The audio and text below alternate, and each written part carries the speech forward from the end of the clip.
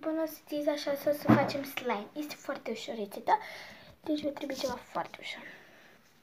Vă trebuie un păhăruț unde să puneți ingredientele, aracet, lipici normal la tub, de ăsta, care curge, și puțin apă. Bun, să începem. Și ceva care să amestecați, cum am eu asta. Bun, deci să punem aracet.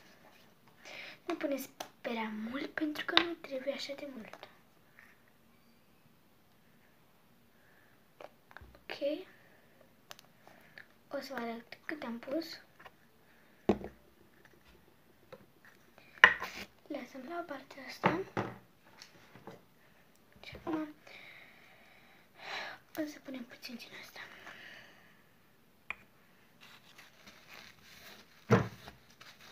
Să facem murtara. Ok, punem puțin.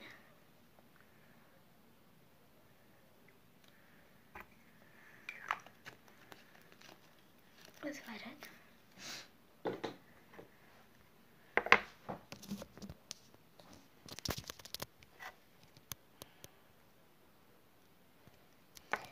Atât de puțin, trebuie să punem și lipici. Și acum amestecăm puțin.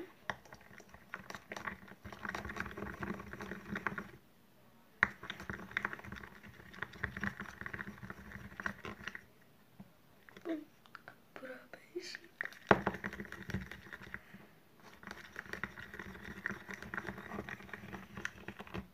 Acum punem puțină, doar puțină apă.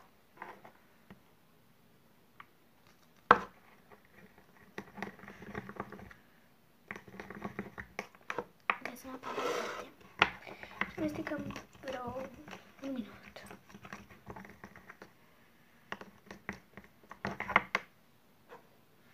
Le punem lipici dacă nu.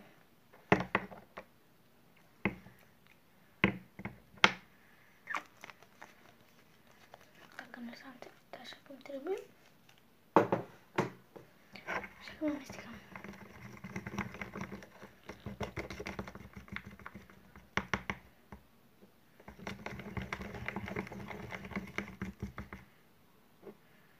Vezi cum s-a făcut. Bam! Este.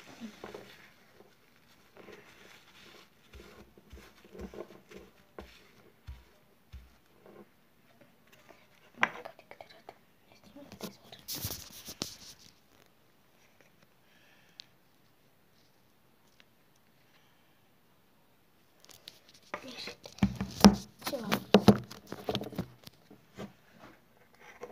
Trebuie să mai amestecăm un minut sau două.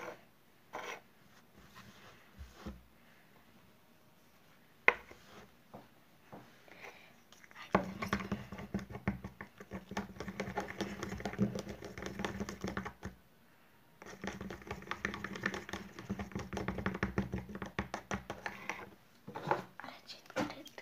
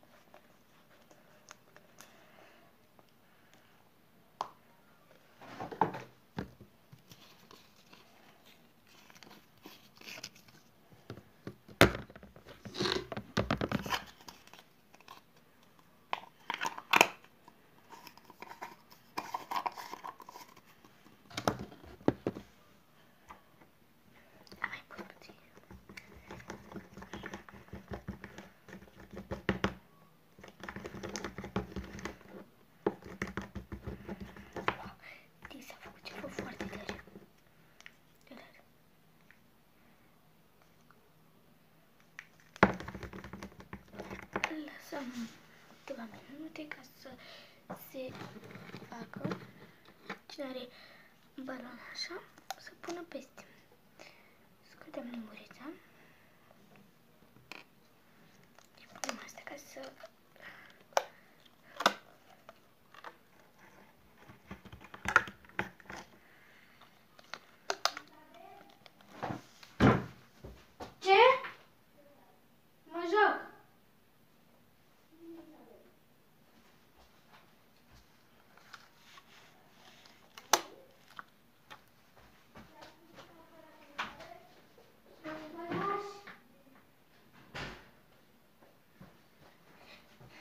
Bun, am luat ceva foarte important.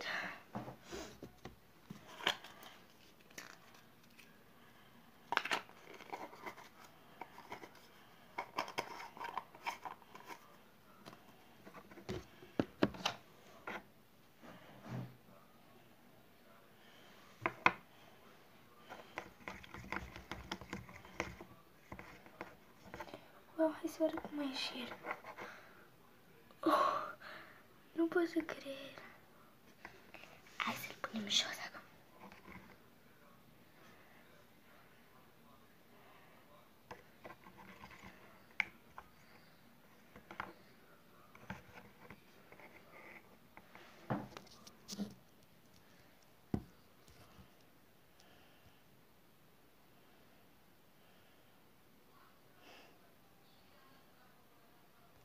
Nu pot să cred cum s-a făcut. Sper să încercați și să vă iasă. Deci nu pot să cred. Adică era așa ceva, adică ușor. Și nu aveți cum să nu faceți. Și vreau să vă încerc. Să dacă vă iese, îmi scrieți la comentarii și vedem dacă va ieși. Dacă nu va ieși, asta e. Dacă nu va iese prima oară, îl puneți puțin la frigider ca să se facă mai gros și vedeți după aia. La revedere!